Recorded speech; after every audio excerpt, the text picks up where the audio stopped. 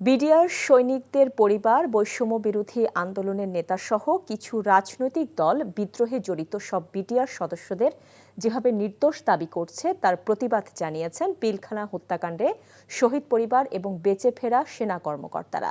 আজ রাজধানীর রাওয়া কনভেনশন হলে এক যৌথ সংবাদ সম্মেলনে তারা এমন অভিযোগ জানান। দেশের কিছু গণমাধ্যম এবং রাজনৈতিক দল বিডিআর হত্যাকাণ্ডের দায় শুধুমাত্র ভারত ও শেখ হাসিনাকে দিচ্ছে, যা গ্রহণযোগ্য নয় দাবি করে শহীদ পরিবারের সদস্যরা বলেন তাদের স্বজনদের ওপর গুলি চালানোর দায় বিডিআর সদস্যরা কোনোভাবেই এড়াতে পারেন না।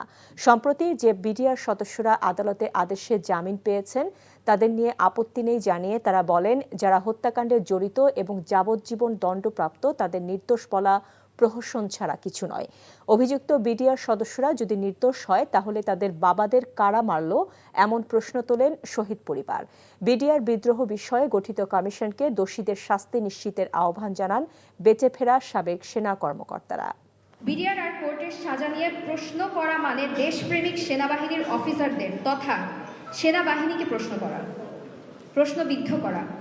অতএব অভিযুক্ত ও সাজাপ্রাপ্ত বিপদগামী জওয়ানদের নিরপরাধ বলার কোনো সুযোগ নেই এবং যারা সাজা পেয়েছেন তাদের মুক্তির দাবি করা সম্পূর্ণ অযৌক্তিক। সৈনিকদের নিরপরাধ দাবির আন্দোলনের মাধ্যমে জাতিকে বিভ্রান্ত করছে এবং বিচারহীনতার সংস্কৃতি চালু করার অপচেষ্টা করছে বলে আমরা মনে করছি।